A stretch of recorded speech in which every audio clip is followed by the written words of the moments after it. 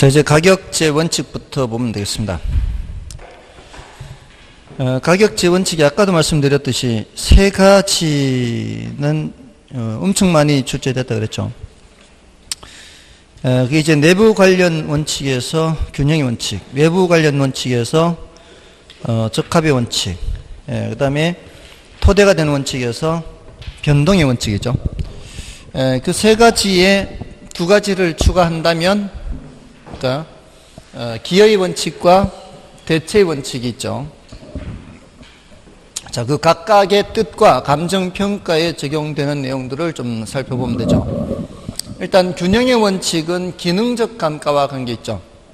내부 구성 요소 간의 균형이 달성되지 않으면 부동산은 최유효 이용이 될 수 없고요. 그럴 때 이제 나타나는 감가가 기능적 감가죠. 기능적 감가. 그 다음에 외부 관련 원칙에 적합의 원칙이 있고요. 여기에 이제 경제적 감가와 관계있죠. 부동산의 유용성이 최고로 발휘되기 위해서는 인근 환경에 적합해야 된다 이거죠. 그 다음에 토대가 되는 원칙에 변동의 원칙이 있죠. 요거는 조금 전에 있는 가치 형성 요인이 끊임없이 변하면 가치 발생 요인도 변하게 돼서 가치가 계속 변한다는 거죠.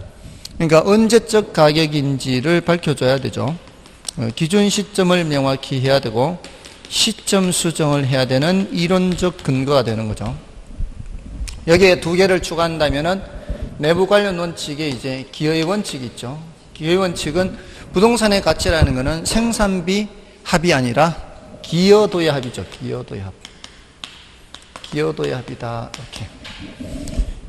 그리고 대체의 원칙이 있죠. 부동산의 가치라는 것은 대체 가능한 다른 물건과 상호작용하는 과정에서 형성이 되기 때문에 그 물건의 가치를 평가하기 위해서는 다른 대체할 만한 물건의 거래 가격을 확인한다거나 임대료 수입을 확인한다거나 건축 사례, 건설 사례를 조사한다거나 이렇게 해서 평가하는 거죠. 그래서 얘는 감정평가 3방식 모두 관련되는 거죠. 그리고 동일한 가격이라면 효용이 높은 걸 선택하고 동일한 효용이라면 가격이 싼 걸 선택하는 과정에서 나타나는 원칙이죠. 대체할 만한 두 개 중에서. 자, 요 5가지. 그러니까 3가지만 해도 거의 뭐 반 가까이는 되고요. 요거죠. 균형 원칙, 적합 원칙, 변동 원칙. 요 5가지 하면은 거의 70% 이상이 지금까지 출제된 문제를 커버할 수 있어요. 근데 여기 이제 조금 더 한다면은 수익 최종 체감 원칙 있죠. 수익 최종 체감. 수익 배분의 원칙. 이런 원칙이 있고요. 그 다음에 여기 경쟁의 원칙 있죠. 경쟁 원칙. 이 정도로 하면 이제 거의 뭐 80% 가까이 되니까 이 정도고요. 이 중요도의 강약에 따라 이제 순서를 달리하면 되겠죠. 그래서 9번을 먼저 보시면은 부동산 평가의 원리를 할 수 있는 가격제 원칙에 관한 설명 중 틀린 것은 1번의 감정평가 시 기준 시점 및 시점 수정의 이론적 근거가 되는 것은 변동의 원칙이다. 이건 맞죠? 그 다음에 부동산의 유용성이 최고로 발휘되기 위해서 지역의 환경에 조화롭게 균형을 이루어야 한다는 것은 적합의 원칙이다. 지역의 환경에 조화롭게 균형. 균형이란 단어에 속으면 안 되죠. 그 주변 환경을 봐야 돼요. 환경. 이거는 외부 관련 원칙, 적합의 원칙 맞고요. 그 다음에 적합의 원칙과 최유효 이용 원칙은 부동산 고유의 가격 원칙이라 할 수 있다. 자, 이거는 이제 난이도가 약간은 높아요. 이 적합의 원칙은 관련된 부동산 특성이 뭘까요? 인근 환경에 적합해야 돼. 관련된 부동산 특성은 부동성, 인접성. 이거죠. 동산의 경우는 적합의 원칙 적용될까요? 동산은 인근 환경을 따질 이유가 없죠. 동산은 인근 환경을 따질 이유가 없어요. 그러니까 이건 부동산에만 적용되는 거죠. 그러니까 부동산 고유의 가격 원칙이다 이렇게 얘기를 하는 거예요. 거기에다가 용도 다양성이요. 이거는 이 최유효 이용 원칙.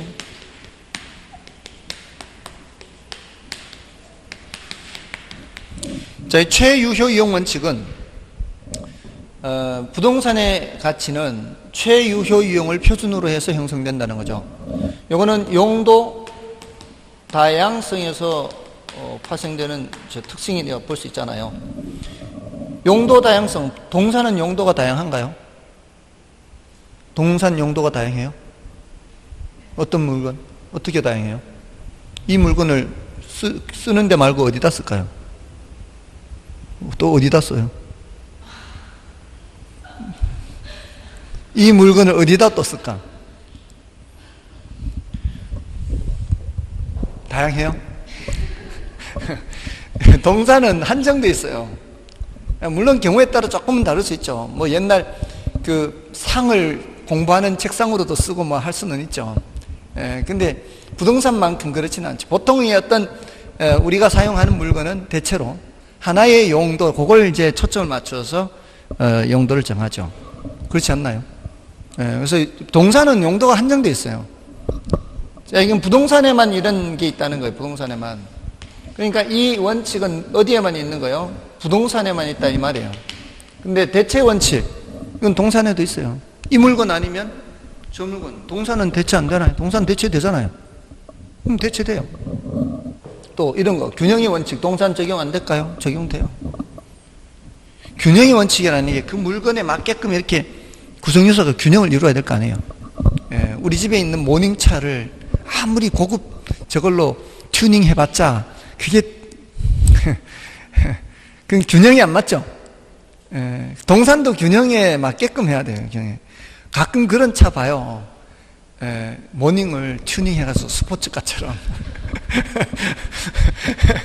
그런 차 가끔 봐요. 가끔 막 거기에 막 별의별 장식 다 해놓고 이렇게 그런다고 해서 그게 그만큼의 가치가 올라가는 건 아니죠. 아무튼 이 나머지는 이런 거 말고 이거 말고 그 최유효 원칙 말고는 동산에도 적용이 돼요. 근데 최유효 이용 원칙과 적합의 원칙은 부동산에만 적용된다 이렇게. 그래서 고유의 원칙이다 이렇게 할 수 있어요. 그다음에 4번 기회비용 원칙은 대체 원칙에서 파생된 개념으로 볼 수 있으며 대체 원칙은 감정평가 3방식의 중요한 이론적 근거가 된다. 일단 뒷부분 맞죠? 3방식 모두 이제 관련돼요. 근데 이제 앞부분이 기회비용 원칙 있잖아요. 평소에 잘 얘기 안 하는 거죠. 여기서는.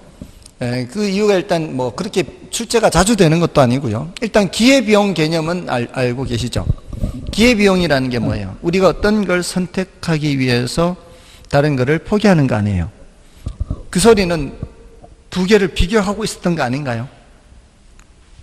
두 개를 비교한다는 게 뭐예요? 대체 가능한 두 개를 비교하는 거잖아요. 대체 가능한 두 개 중에서 한 개를 결국 선택하게 되잖아요. 그러면 이게 한 개를 선택한다는 거는 다른 하나를 버린다는 거죠. 그러니까 기회비용 개념 자체가 지금 어떤 고민을 하고 있었던 거예요. 요거 할까 저거 할까 대체 관계 있는 두 개 중에서 하나 선택하는 거였단 말이에요. 그러니까 기회비용 원칙은 대체 원칙에서 파생된다라고 볼 수가 있는 거예요. 설명드리니까 충분히 이해는 되시죠? 그러니까 설명 듣기 전에는 이게 뭔 소린가 해도 그게 조금만 생각해 보면 되는 거예요. 사실은 어떻게 보면은 맞는 말이고요. 그다음에 건부지와 건물의 부적합에서 비롯되는 기능적 감가의 판단에 대한 근거가 되는 가격 원칙은 적합의 원칙이 아니고 균형의 원칙이죠. 5번 틀렸죠. 건부지와 건물의 부적합은 조심해야 돼요. 건부지와 건물 관계는 부동산 내부입니다. 내부. 우리가 말하는 외부는 이 외부예요. 이 복합부동산 외부. 건부지와 건물 간의 관계는 뭐다? 내부 관계, 내부. 그래서 균형의 원칙입니다. 5번 틀리고요. 그 다음에 10번도 볼까요? 10번. 가격 재원칙에 관해서 옳은 것. 1번. 균형의 원칙은 부동산이 주변의 토지 이용과 어울릴 수 있을 때, 주변의 토지 이용과 어울릴 수 있을 때, 이건 뭐예요? 주변의 토지 이용이니까 이 외부잖아, 외부. 외부면은 균형의 원칙 나오면 안 되죠. 주변의 토지 이용은 부동산 외부니까 외부 관련 원칙이 균형의 원칙이 나오면 안 되잖아요. 균형의 원칙은 내부 관련 원칙이니까. 외부면은 무슨 원칙이 나와야 돼? 적합의 원칙이 나와야죠. 그래서 틀렸고요. 이번에 기여의 원칙은 부동산의 가치는 각 구성 부분의 생산비를 전부 합한 것이에요. 기여도의 합이죠. 그래서 앞부분이 틀렸고요. 뒷부분은 맞죠. 추가적인 투자 판단 기준이 된다. 그 다음에 3번의 적합의 원칙은 부동산이 최대의 가치를 구현하기 위해서는 투입되는 생산 요소의 결합 비율이 적절한 균형. 생산 요소의 결합 비율이 적절한 균형은 이거는 외부가 아니잖아요. 내부잖아요. 내부. 그러니까 균형의 원칙이죠. 근데 뒷부분에 가서는 경제적 감가, 이거는 또 뭐하고 관계 있는 거예요? 경제적 감가는 적합의 원칙과 관계 있죠. 그래서 뒤죽박죽으로 돼 있어요. 3번은. 그 다음에 4번에 잉여 생산성의 원칙이 뭐예요? 잉여 생산성의 원칙이 바로 수익 배분의 원칙하고 똑같죠. 아까 부동산이 획득하는 총 수익을 각 생산 요소한테 배분하고 최종적으로 누구한테 남는다? 토지한테 남는다. 이게 남는다는 게 잉여잖아요. 잉여. 그래서 부동산의 가치는 공급이 초과할 때 하락하게 되는 것과 같이 수요와 공급의 상호작용에 의해서, 이거는 잉여 생산성하고 관계없죠. 이건 뭘 말하는 거예요? 수요 공급의 원칙이에요. 수요 공급의 원칙. 수요 공급에 의해서 결정된다. 수요 공급의 원칙이에요. 다음에 변동의 원칙은 가치 형성 요인이 끊임없이 변동의 과정에 있으므로 부동산 가격도 이러한 가치 형성 요인의 변동 과정에서 형성된다는 원칙이다. 5번이 맞는 거예요. 됐죠? 그 다음에 11번은 여러분이 봐주시고요. 12번을 볼까요? 다음 보기와 관련이 깊은 부동산 가격 원칙을 맡겨놔야 하는 것은, 여기에 감정평가 3방식 모두 관련되며 특히 사례 부동산의 자료를 활용하는 간접법 적용에 근거가 되는 원칙, 대체 원칙이죠. 이게 대체 원칙입니다. 대체 가능한 다른 사례로 판단하는 거죠. 다음에 추가 투자의 적정성 판정과 한정 가격의 산정과 관련된 원칙. 추가 투자의 적정성 판정과 한정 가격 산정과 관련된 건 뭐예요?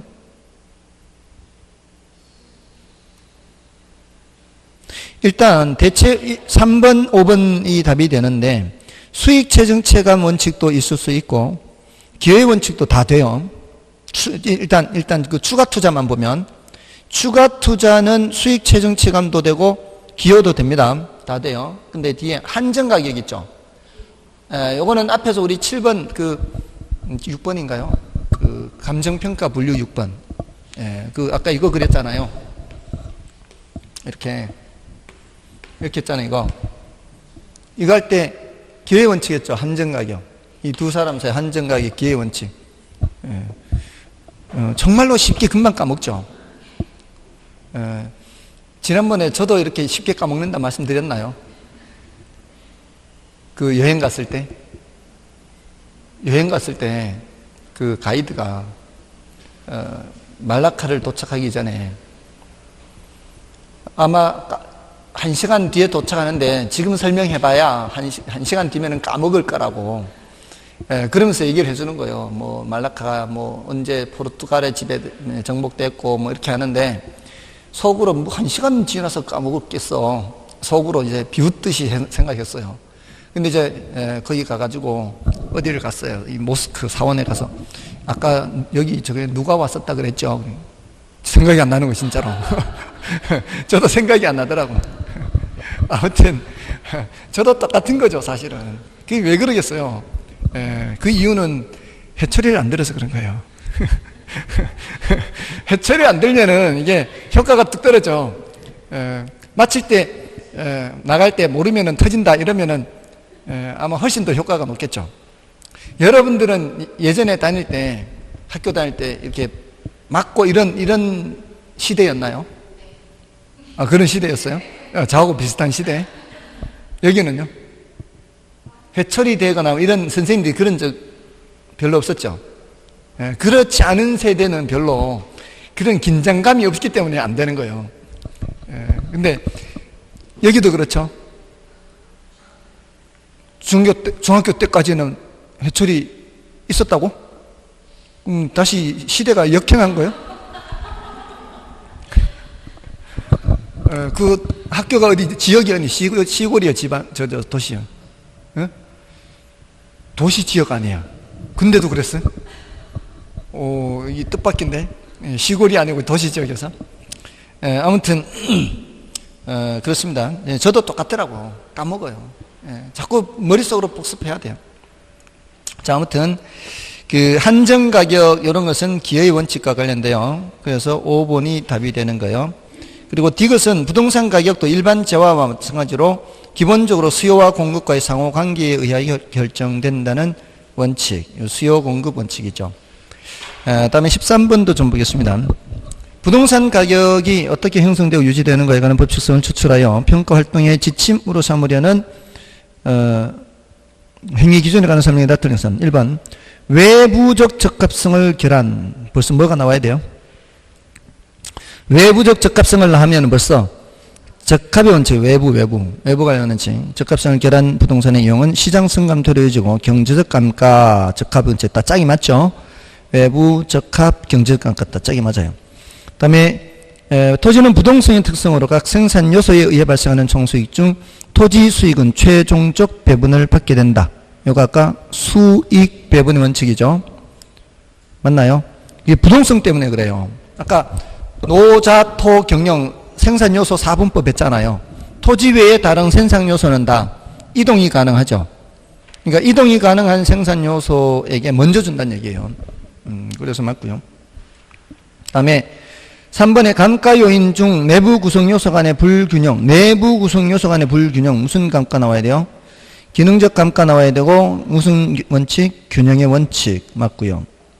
다음에 효용이 유사하다면은 가격이 싼 것을, 가격이 유사하다면 효용이 큰 것으로 선택하는 것은 무슨 원칙? 대체 원칙이죠. 그래서 물적 경쟁을 설명하는 원칙은 대체 원칙이 대체 원칙. 4번 틀렸고요. 그 다음에 부동산 감정평가 업무에서 시점 수정과 기준 시점을 명확히 해야 된다는 것에 이론적 근거가 되는 것은 변동의 원칙 맞죠? 4번이 틀렸고요. 그 다음에 14번은 뭘까요? 부동산의 초과 설비, 과소 설비. 너무 많아도 안 되고 너무 모자라도 안 되는 거. 이거는 균형의 원칙과 관련되죠. 기능적 감가와 관련된 균형 원칙. 이 내부 구성 요소들이잖아요. 설비라는 게. 너무 많아도 안 되고 너무 모자라도 안 되는 거죠. 정답은 2번이고요. 그다음에 넘어가셔서 이제 지역 그 기출 문제죠. 기출 문제에서는 그 15번, 17번 한번 체크해 볼까요? 15번에 부동산 가격 이론에서 가치와 가격에 관한 설명 중 틀린 것은 1번 가치는 주관적 추상적 개념이고 가격은 가치가 시장을 통하여 화폐 단위로 구현된 객관적 구체적 개념이다. 맞죠? 그 다음에 가치가 상승하면 가격도 상승하고 가치가 하락하면 가격도 하락한다. 맞죠? 이 가치가 본질이기 때문에 그렇죠. 그 다음에 수요와 공급의 변동에 따라 단기적으로 가치와 가격은 일치하게 되고 장기적으로 가격은 가치로부터 괴리되는 현상을 나타낸다. 단기적으로 괴리가 되더라도 장기적으로 일치하죠. 3번 틀렸고요.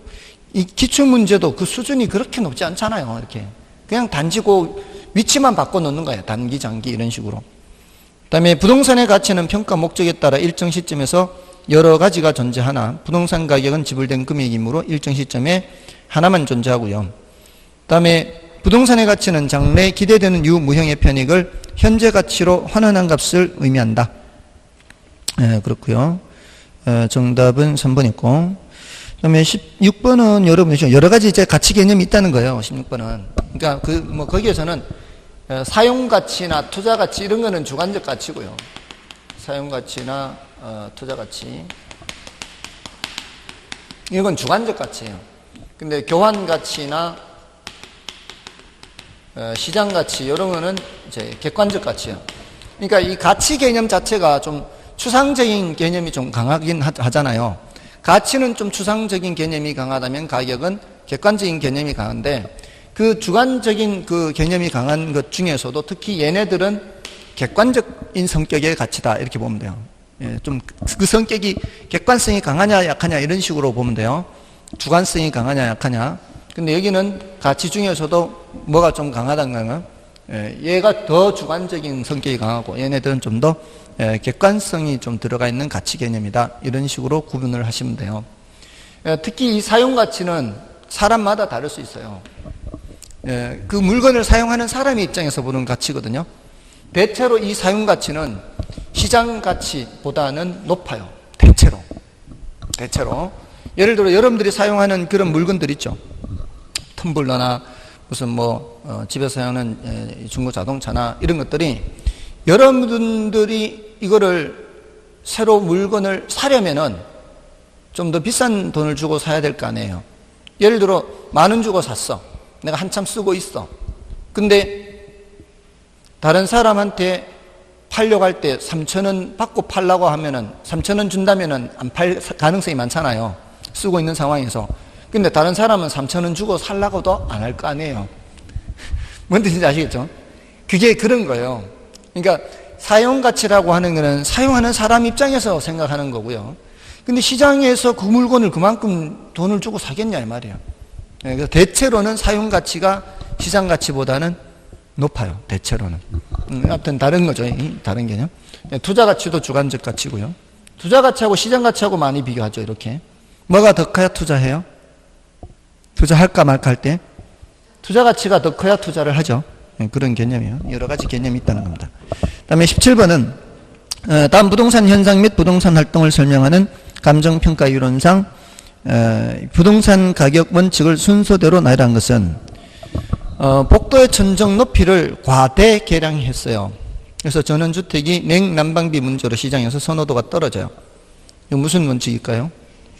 이거 균형의 원칙이죠. 너무 과해도 안 되고 너무 잘해도 안 돼요. 그 다음에 판매시설 입점 부지 선택을 위해 후보 지역 분석을 통해 지역을 분석한대요. 후보 지역을 분석. 그럼 뭐예요? 적합의 원칙이죠. 지역을 분석하는 것은 적합의 분석입니다. 적합의 원칙입니다. 그래서 1번이고요. 다음에 이제 지역 분석, 개별 분석으로 넘어가죠. 마지막 주제인데요. 이제 다음 주 이제 3방식을 하면 되고요. 시간이 엄청 빨리 흘러가죠. 지금 벌써 한 주 남았어요. 다음 주. 이렇게 점점 시간이 다가가요. 근데 아직 두 달이나 남았잖아요. 이제 막판 스퍼트를 할 때예요. 지금 이제 막판 스퍼트를 할 때이기 때문에 이제는 그 가사 도우미의 도움도 받아야 돼요. 가사 일 빼고 오로지 이제 공부에 집중. 2달도 조금은 길 수도 있어요. 2달 체력 안 될걸요. 2달 체력 안 될 거예요. 한 4, 50일, 한 달 보름 정도? 요 정도도 버티기 쉽지 않을 거예요. 여기서 말하는 이제 한 달 보름은 정말 칼같이 일어나서 이 필수적으로 해야 되는 생활 빼고, 그러니까 잠자고 먹고 요 생활 외에는 오로지 이제 공부에 집중해야 되는 거예요. 그러니까 그 다른 거는 가능한 한 줄여야 되죠. 그러니까 이제 가사 도우미로 이제 도움을 받아야 돼요. 그럴 수 있어요? 가사 도우미의 도움을 받을 수 있어요? 그럼 원래부터 살림을 안 하니까 관계없고, 원래부터 그럴 필요가 없으면 관계없고, 도움 받을 수 있어요? 네, 그럼 그렇게 하세요. 한 달 보름이라도. 네, 아니면 2달이라도. 그렇게 할 수 있어요? 누구한테 눈 맡겨야 돼요. 누구한테든. 도움을 받아야 돼요. 그러니까 지금 이 가사 일을 하지 않고서도 공부할 수 있는 사람은 정말 이 천운을 갖고 있는 거죠. 얼마나 행복해. 그렇잖아요. 그러니까 다른 거 하지 말라고. 술 마시지 말고.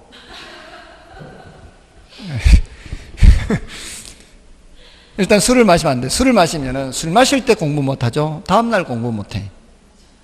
거기에 이제 이중으로 공부를 못 하기 때문에 일단 줄여야 돼요. 근데 이제 뭐 간단하게 이제 뭐 맥주 한 캔이나 요 정도는 괜찮겠죠. 잠자는 정도로 해결 다 되는 거. 다음 날까지 영향을 미치면 안 되고요. 그리고 저 같은 경우에는 이제 집에 가서 잠자기 전에 이제 그날 원고 작업 다 해놓고 잠자기 전에 이제 막걸리 하나 마시는 거. 이 정도는 저는 다음 날 일상생활에 아무 지장은 없으니까 막걸리 한 병까지는 저는 괜찮아요. 근데 여러분도 마찬가지 이제 다 해놓고 그날 할 거 다 해놓고 이렇게 마시는 거는 괜찮다고 볼 수 있어요. 근데 될 수 있으면 마시더라도 독주로 마시세요. 독한 주를 작게 마시라고, 양을. 예를 들어 뭐 그 40도짜리 뭐 이런 거 있잖아요. 양주. 이런 거 한 2잔 정도. 이렇게 마시면은 부담이 굉장히 적을 거예요. 근데 저는 막걸리다 보니까 양이 많다 보니까 이게 마시면은 이게 중간에 잠을 깬단 말이죠. 그래서 별로 안 좋은 거예요. 예전에 저는 양주를 별로 안 좋아하는데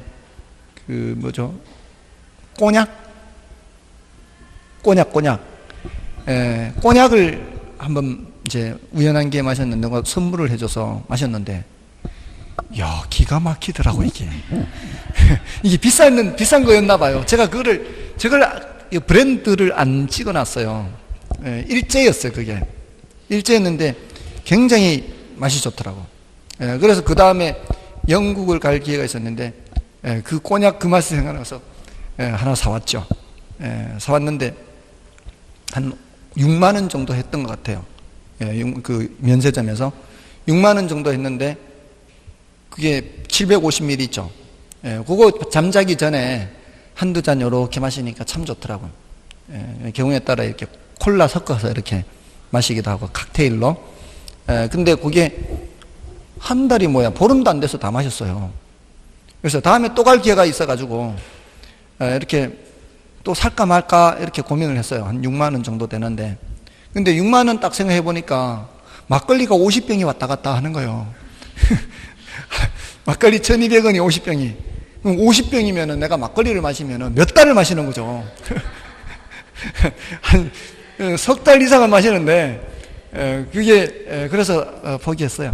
그다음부터는 이제 안 마시는데, 아무튼, 정 마시고 싶다면, 알코올이 필요하다면, 독주로 한두 잔, 이렇게 마시고, 술을 금주, 시험 칠 때까지는. 그리고 오로지 공부에만 매진한다, 이렇게. 그리고 반드시 이틀 전에 거는 복습하는 시간을 반드시 둬서 까먹는 거를 최소화해라. 그리고 수업이 없는 날 있잖아요. 수업이 있는 날은 수업 때문에 듣는 양이 이제 혼자 공부하는 양이 적잖아요. 그럼 수업이 없는 날은 그동안에 모였던 거를 또 한 번 더 복습하는 거. 그러니까 월요일 날 공부한 거를 수요일 날 복습을 조금 해주잖아요. 그러면서 수요일 날 진도 나가고, 그러면 목요일 날은 화요일 날 공부한 거 복습하고 목요일 진도 나가고, 금요일 날은 수요일 날 공부한 거 복습하고 또 금요일 진도 나가고 하잖아요. 그럼 토요일 날은 수업이 없잖아요. 그러면은 수업이 없는 시간 동안 월화수목금 진도 나간 걸 한 번 더 복습. 이러면은 복습 효과가 이제 훨씬 더 강화되는 거죠. 그러니까 이런 제가 말씀드린 게 다 예전에 제가 공부했던 방법이에요. 그게 저는 그것으로 굉장히 학습 효과를 많이 얻었기 때문에 말씀드린 거예요. 그러니까 여러분들이 이런 방법을 몰라서 일 수도 있고, 그러니까 이제 방법을 알려드리니까 그 다음에는 여러분들이 실천하는 것만 남은 거죠. 실천을 하시라고 부디. 자, 아무튼 지역 분석, 개별 분석에서는 지역 분석과 개별 분석을 이렇게 비교하는 거 있죠. 여기는 표준적 이용을 판정하는 거고, 여기는 최유효 이용을 판정하는 거죠. 여기는 가격 수준을 판정하는 거고, 여기는 구체적인 가격을 판정하는 거죠. 여기가 전체 분석이라면 여기는 부분 분석이고, 거시 분석이라면 미시 분석, 이렇게 되는 거죠. 그리고 이쪽이 선행 분석이라면 이쪽은 후행 분석이 되는 거죠. 이쪽이 적합의 원칙과 관계 있다면 이쪽은 균형의 원칙과 관계 있고요. 이쪽이 경제적 감가와 관계 있다면 이쪽은 기능적 감가와 관계 있고, 이쪽이 부동성과 관계 있다면 이쪽은 개별성과 관계가 있죠. 그리고 인접성이 관련이 있을 수도 있죠. 여기 지역 분석에. 요거는 이제 앞에서도 했어요. 사실은 부동성 인접성에서 공부할 때 부동산 특성 발생 현상에서 여기는 용도 다양성이 나올 수가 있어요.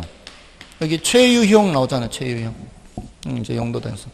자, 이렇게 비교하는 문제가 출제가 한 반 정도 돼요. 별로 난이도가 높지 않죠.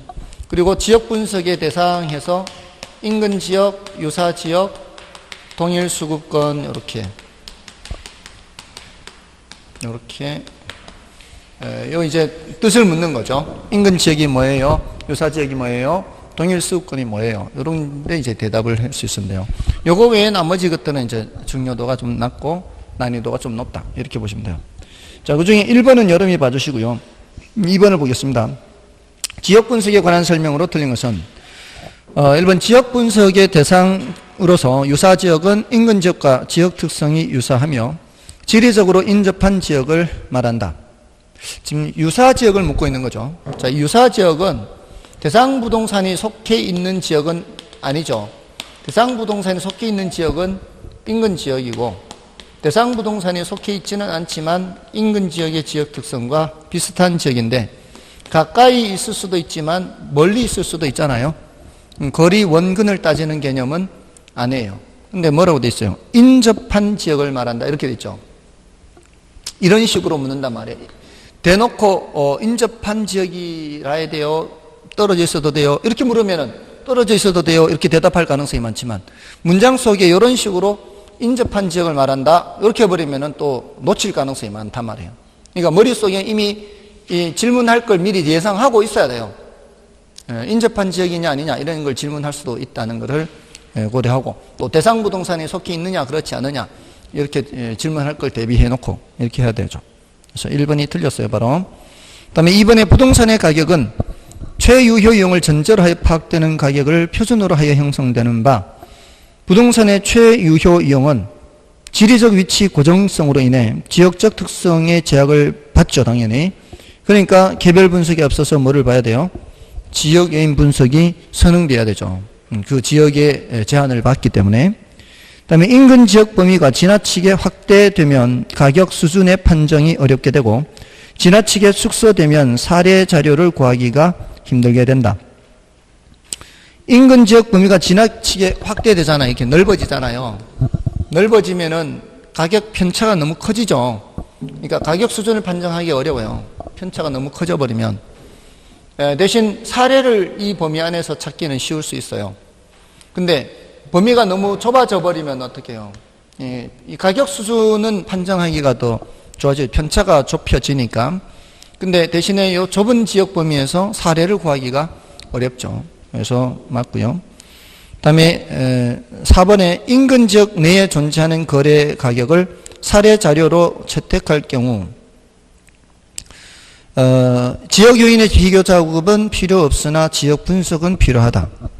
자, 요거는 좀 말이 어렵고 좀 조심할 필요도 있는데요. 이렇게까지 질문할까 싶기는 해요. 이게 지금 개념을 명확하게 구분을 해야 돼요. 지역 요인 비교라는 거는 어디서 나와요? 우리가 비준가액 계산할 때 사례 가격 곱하기 사정 보정 곱하기 시점 수정 지역 요인 비교 개별 요인 비교 뭐 경우에 따라 면적 비교 이렇게 하죠. 여기에서 나오잖아요. 지역 요인 비교가. 그러니까 지역 사례가 같은 지역 안에 있으면은 지역 요인을 비교할 필요가 없죠. 같은 지역이니까. 근데 지역이 유사 지역이라면 사례가 유사 지역이 있다면 다른 지역이니까 지역 요인을 비교해야 되죠. 그러니까 지역 요인 비교라는 거는 할 수도 있고 안 할 수도 있어요. 어떤 지역의 사례냐에 따라서 이 사례가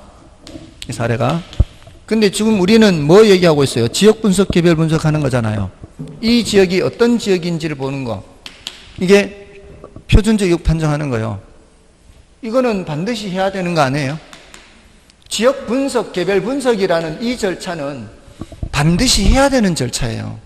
이거 하기 전에 하는 거, 이거 하기 전에. 이거 하기 전에 하는 거예요.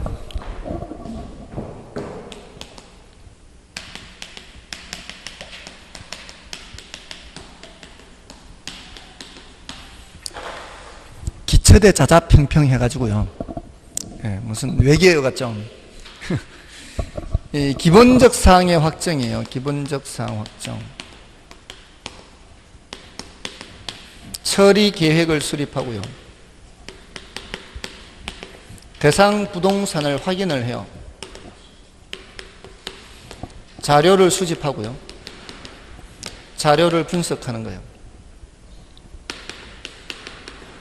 평가 방식을 선정하고요. 평가 보고서를 작성해요.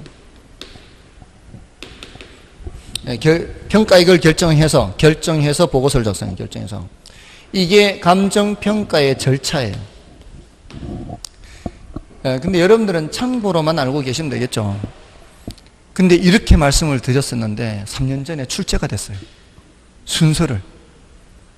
깜짝 놀랐어요. 참고로만 알고 계세요 하고 그냥 했는데 이게 출제까지 돼버렸어요. 근데 지금도 마찬가지예요. 그렇다고 해서 이걸 또 기억하는 건 이거는 별로 중요하지 않은 거예요. 어쩌다 한번 나오는 거지. 아무튼 감정평가를 할 때는 이 순서대로 해요. 기본적 사항을 확정하는 거는 이게 물건이 어디 있는 어떤 물건이고 또 기준 시점은 언제고 평가 목적은 뭐고 이런 걸 확정을 해요. 그 다음에 처리 계획을 수립하는 거는 이렇게 임장 활동 해야 되잖아요. 우리가 평가를 하려면. 그러기 전에는 공부상 또는 각종 자료를 수집할 거를 이렇게 떼볼 거는 다 떼봐야 돼요.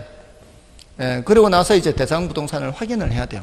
그 물건이 의뢰한 사람이 말한 물건이 여기 이제 공부상의 내용들하고 일치하는지 또는 다른 게 있는지 확인을 해야 돼요. 그 다음에 이제 이런 거는 이제 됐고요. 이게 요거 얘기하는 거예요. 요거 얘기하려고 하는 거예요. 자료를 수집하고 자료를 분석하죠. 이 자료 수집하고 분석하는 게 바로 분석하는 게 지역 분석과 개별 분석이에요.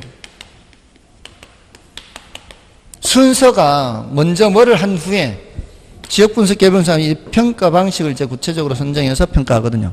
근데 지금 이거는 언제 나오는 얘기예요? 이건 여기서 나오는 얘기예요, 여기서.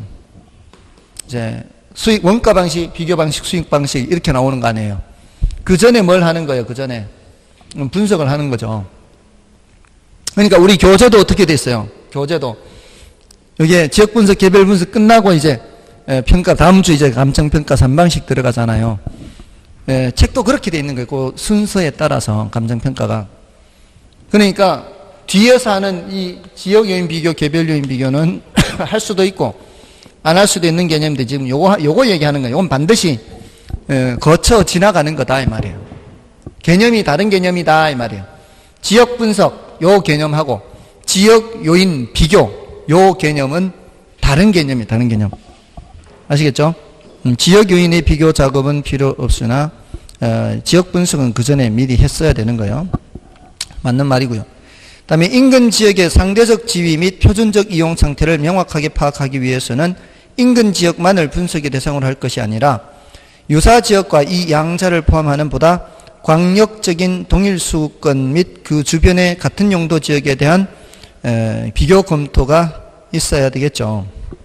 그러니까 얘를 좀 더 분명히 파악하기 위해서는 여기도 분석하고 동일 수권도 봐서 어느 정도의 시장 지역 범위인지를 보고 이런 분석을 하란 얘기죠. 그래서 맞고요. 정답은 1번이고 이런 거는 1번 지문을 5번으로 갖다 놓고 5번 지문을 1번으로 갖다 놔야 되죠. 그래야 여러분들이 풀 때 공부가 좀 될 거 아니에요. 1번에서 너무 쉬운 게 정답 지문이 돼버리면은 정답 지문 나왔으니까 뒤에 거 별로 신경 안 쓸 거 아니에요. 그죠? 맞잖아요. 공부를 시킬 목적이라면은 1번을 5번으로 갖다 놓고 내년도에는 그렇게 바꿔야 될 것 같아요. 1번 지문을 5번 지문으로 갖다 놓고 5번 지문을 1번 지문으로 갖다 놔서 공부를 좀 시켜야 되지. 실전의 사람은 그렇지 않은데 공부를 시킬 목적이라면 그렇게 해야 돼요. 그 다음에 3번은 이제 여러분이 봐주시고요. 4번을 보겠습니다. 지역 분석의 대상인 인근 지역 및 유사 지역에 대한 답 설명 중 틀린 것은 인근 지역이란 대상 부동산이 속해 있는 지역으로서 대상 부동산의 가치 형성에 직접 영향을 미치는 지역을 말한다. 맞죠? 그 다음에 인근 지역의 경계와 범위가 공법상 용도 지역 지구제에 의해 지역 범위가 획정될 수도 있죠. 그렇잖아요. 왜냐하면 대부분 우리가 어떤 용도로 사용한다면 그게 공법상 용도 지역에 적합하게 사용해야 될 거 아니에요.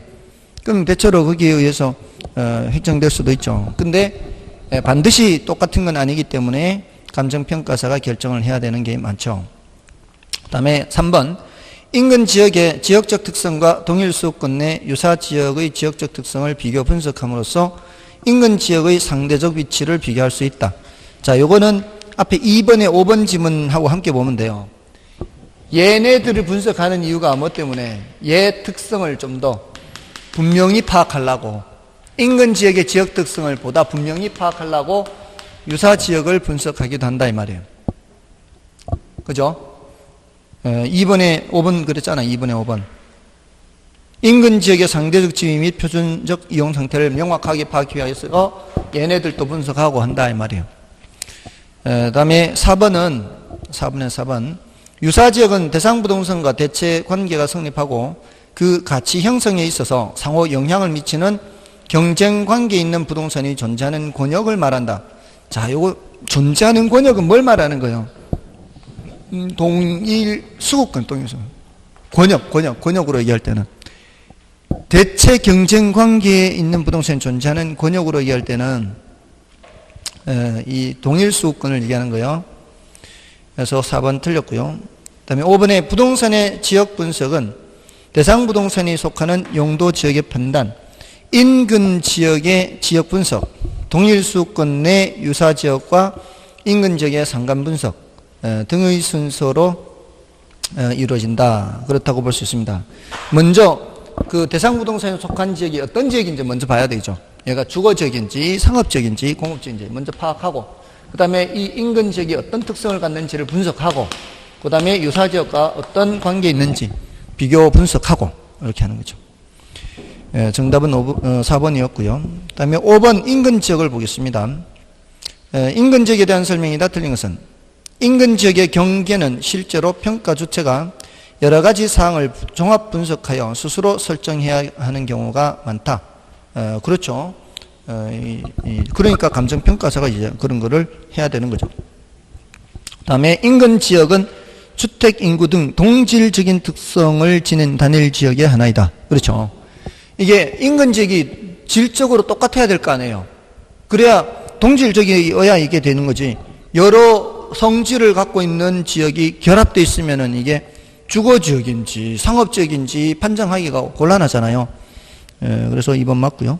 다음에 가치 형성 요인은 변동의 과정에 놓여 있으므로 인근 지역의 범위도 신축적이다. 그렇습니다. 인근 지역의 범위가 가변적이고 신축적인 거죠.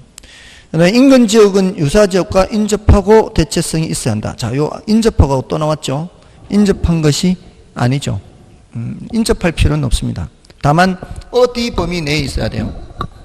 동일 수급권 범위 내에는 있어야 되죠. 인접할 필요는 없지만 너무 멀면 안 되는 거죠. 동일 수급권 범위 내에는 있어야 돼요. 다음에 인근 지역은 도시와 농촌의 내부에 있고 인간의 생활과 생산 활동에 관련된 특정 용도를 중심, 여기 키워드야. 특정 용도를 중심. 왜요? 여러 용도가 혼재되어 있으면 인근 지역이라고 할 수가 없어요. 특정 용도를 중심으로 하기 때문에 여기는 단독주택 위주의 주거지역이다. 저기는 저층 점포 위주의 상업지역이다. 이렇게 하려면은 용도가 혼재되어 있으면 안 되잖아요. 물론 다른 용도가 조금은 있을 수 있죠. 조금은 있을 수 있는데 이게 구분이 안 될 정도로 용도가 혼재되어 있으면 안 돼요. 그래서 정답은 4번 있고요. 그 다음에 6번은 좀 중요도는 낮은데요. 동일수급권 파악은, 그래서 1번의 주거지 동일수급권은 통상 도심에서 통근이 가능한 지역 범위와 일치하는 경향이 있죠. 우리가 이제 주택을 알아볼 때 직장으로 출퇴근하는 것과 관련해서 알아보잖아요. 그게 동일수급권 주거지. 그다음에 상업지는 수익이 키워드죠. 수익성, 수익. 그래서 상업지 동일수급권은 배후지를 배경으로 동일한 상업 수익을 올리는 지역과 일치하는 경향이 있고요. 다음에 3번의 후보지 이행지는 전환 중인 토지잖아요. 그러니까 전환 이행 이후의 토지 종별에 따라서 결정됩니다. 근데 예외적으로 성숙도가 높은 경우가 아니죠.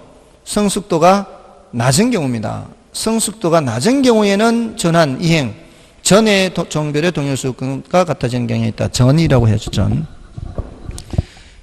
전은 전이죠. 성숙도가 낮은 경우죠. 그래서 3번이 틀렸습니다.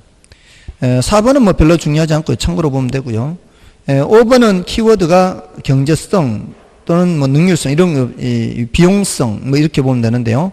공업지의 동일수급권은 제품 생산과 판매 비용의 경제성 또는 능률성, 이거는 이제 옳은 표현이고요.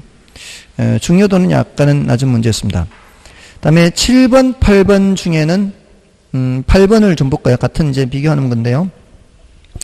8번의 지역 분석과 개별 분석에 대한 설명이다. 틀린 것은 1번 지역 분석은 표준적인 사용에 따른 장래 동향을 분석하여 그 지역의 표준적 이용과 가격 수준 파악하며, 맞죠? 아까 이거 비교할 때 표준적 이용과 가격 수준 판정, 그죠? 다음에 개별 분석은 최유효 이용 분석을 통해 개별 가격 판정, 맞고요. 다음에 지역 분석은 균형의 원칙을 적용하여 기능적 감가를 파악할 수 있으며, 지금 이게 바뀌었죠? 균형의 원칙을 적용하여 기능적 감가를 파악하는 것은 지역 분석이 아니고 개별 분석이죠. 자, 이런 식으로 이렇게 바꿔서 많이 틀린 지문을 만들어요. 2번 틀렸고요. 다음에 3번은 지역 분석은 토지의 고정성에 의한 지역성을 근거로 하며 개별 분석은 개별성, 맞고요. 다음에 지역 분석은 대상 지역에 대한 전체 집합적 분석을 통해서 거시적 측면이고요. 개별 분석은 부분적 미시적 측면이죠. 그리고 지역 분석이 선행 분석이라면 개별 분석이 후행 분석이 되는 거죠. 예. 뭐 별로 어렵진 않죠. 예. 이렇게 바꾸는 거를 조심해서 잘 파악하면 돼요. 그래서 2번이 정답이고. 다음에 이제 9번, 10번은 중요도가 좀 낮아요. 이거는 뭐 10분의 0입니다. 지금 뭐 10분의 0이어서 중요도는 좀 낮긴 한데, 요 정도로 이제 좀 공부한다 보면 되겠죠. 이거는 이제 9번을 보겠습니다. 인근 지역의 지역 사이클에 관한 다음 설명 중 틀린 것은, 자, 이거는 인근 지역의 생애 주기 해서, 이제 성장기, 성숙기, 쇠퇴기, 천회기, 악화기 하는 거 있죠. 이렇게 내려가는 거. 이게 성장기, 성숙기, 쇠퇴기, 천회기, 악화기 이렇게. 그걸 말하는 거예요. 생애 주기. 그래서 1번의 성장기에는 집가 상승이 비교적 활발하고, 그죠? 성장기는 집가 상승이 활발하죠. 그리고 오래된 건축물이 재개발되는 등 지역의 형태가 변모하는 모습을 보인다. 맞죠? 이게 재개발이 돼서 올라가는 것일 수도 있거든요. 그리고 이제 새로운 이제 모습을 보이는 것은 새로운 기능이 부여되는 거예요. 이 지역에 새로운 기능이 부여되는 게 성장기. 그 다음에 이제 안정되는 성숙기죠. 그 다음에 이제 낡아지기 시작하는 쇠퇴기가 있고요. 그 다음에 천이기가 있고 악화기가 있는 거죠. 자, 이렇게. 그래서 2번은 성숙기에는 지가가 비교적 안정되죠. 성숙기는 지가가 비교적 안정되고요. 신축 부동산의 거래가 부동산 시장의 중심을 이룬다. 자, 이게요. 여기가 성장기가 한 15에서 20년이거든요. 여기가 25에서 한 30년 되고. 그러면 이 시기인데 여기가 이 시기에 신축 부동산이 주된 거래라고 볼 수 있나요? 15에서 20년 지났는데 15에서 20년 이거는 신축 부동산이라고 하기가 어렵죠. 성숙기는 신축 부동산이라고 하기 어렵잖아요. 신축 부동산이라고 하려면은 어느 시기라 해야 돼요? 성장기라 해야 되죠. 지금 이 세종시가 그렇죠. 세종시는 무슨 시기예요 지금? 성장기죠. 성장기. 세종시는 성장기. 그래서 틀렸습니다. 다음에 쇠퇴기에는 건축물의 경우 경제적 내용연수가 경과하여 유지보수 비용이 증가하는 현상을 보인다. 그렇다고 볼 수 있죠. 여러분들 앞에 우리 건물의 생애주기 있었잖아요. 전개발 단계, 건축 단계, 신축, 그 다음에 안정 단계, 노후 단계, 폐물 단계. 그럼 요 쇠퇴기가 건물 생애주기에는 뭐하고 겹친다 볼 수 있어요? 쇠퇴기가 건물 생애 주기에서는 노후 단계. 쇠퇴자는 노후 단계예요. 그죠? 요거는 안정 단계, 성숙기가 안정 단계죠. 맞나요? 신축 단계 여기 신축, 안정, 노후, 완전 폐물 이렇게 전개발 단계가 있고요. 됐나요? 노후 단계는 여기서 이렇게 걸쳐 있겠죠. 그래서 3번 맞고요. 그다음에 4번의 천이기에는 저소득층 주민의 활발한 전입으로 수요가 자극되어 가벼운 집가 상승을 보인다. 자, 이게요. 이 이제 구조 중에서 하향 여과가 시작되는 시기가 언제일까요? 하향 여과가 시작되는 시기. 쇠퇴기요, 쇠퇴기. 건물이 낡아지기 시작하면서 이때가 하향 여과가 시작돼요. 요 시기는 하향여가가 활발해요. 활발하다는 얘기는 뭐예요? 이 지역에 기존에 살던 사람과 새로 들어오는 저소득층이 활발하게 교체가 된다는 얘기죠. 이 시기는 활발하게 교체돼요. 이건 서서히 이렇게 나가는 사람이 생기다가 이때는 활발하게 소득 수준이 높은 사람들이 나가면서 새로운 주민들이 들어오고, 그럼 거래가 조금 자극이 돼서 가벼운 집가 상승을 보이기도 한다는 거예요. 맞는 말이에요. 그다음에 근린 지역의 연령 현상 성립의 전제 요건은 동시적 개발, 동질적 개발이어야 한다는 거예요. 이거는 동시에 개발해서 동질적으로 개발돼야 되지 찔끔찔끔 개발돼 가지고는 그게 이런 현상을 안 나타낼 수가 있다는 겁니다. 정답은 2번이었죠. 10번은 여러분이시고요. 나머지 11번, 12번 중에서는 그 기출문제인데 12번 문제만 풀고 확인을 해보겠습니다. 확인만 하고 마치겠습니다. 12번의 그 감정평가 이론상 지역 분석에 관한 설명으로 틀린 것은 1번의 지역 분석에서는 인근 지역뿐만 아니라 유사 지역까지 분석함으로써 대상 부동산의 구체적인 가격을 산정한다. 유사 지역까지 분석하는 건 맞죠? 근데 지역 분석에서 구체적인 가격을 산정하나요? 구체적인 가격을 산정하는 거는 개별 분석이죠. 이런 식이에요. 그러니까 이렇게 묶고 있잖아. 지금 이렇게 묶고 있는 거예요. 이렇게. 이거는 틀렸잖아요. 그러니까 질문하는 게 굉장히 수준이 초딩 수준으로 하는 거예요. 그러니까 그냥 자리만 바꿔 놓는 거예요. 이렇게 자리만. 이런 거를 틀린다는 건 이제 문제가 좀 있는 거잖아요. 그죠? 그러니까 문제를 어떻게 출제하는지를 여러분들이 지금 보시잖아요. 그러면 읽을 때 그거를 다 생각하고 읽으라 이 말이에요. 뭐 자리를 바꿔놓은 거 없는가 뭐 이런 식으로. 그다음에 지역 분석이란 대상 부동산이 어떤 지역에 속하며 지역 특성이 무엇이며 전반적으로 지역 특성이 지역 내 부동산 가치 형성에 어떠한 영향을 미치는가를 분석하는 것이다. 네, 맞고요. 지역 분석의 결과로 그 지역의 표준적 이용을 파악할 수 있다. 맞잖아요. 지역 분석은 당해 지역을 전체적이고 거시적인 차원에서 분석한다. 그렇고요. 그다음에 지역 분석은 개별 분석보다 선행되는 것이 일반적이잖아요. 그러니까 이게요, 질문하는 게 틀린 지문을 만드는 게 쉬운 거 아니에요. 틀린 지문을 만드는 게 쉬운 게 아니고 어려워요. 그러면은 사람들이 할 수 있는 방법들이 뭐겠어요? 가장 손쉽게 틀린 지문을 만드는 게 자리 바꾸는 거예요, 자리. 그러니까 이런 문제들이 많기 때문에 그걸 여러분들이 아신다면은 미리 준비하면 되죠. 그런 게 혹시 자리 바꾸는 건 없는가 이렇게. 다른 데도 많잖아요. 임대인, 임차인 요거 바꿔놓고 뭐 채권자, 채무자 또는 대출자, 차입자 이런 식으로 자리 바꿔놓고 원리금 균등, 원금 균등 자리 바꿔놓고 이런 식으로 많이 한단 말이에요. 그죠? 자, 아무튼 여기까지 하고요. 다음 주는 이제 3방식 들어가 있습니다. 애쓰셨습니다.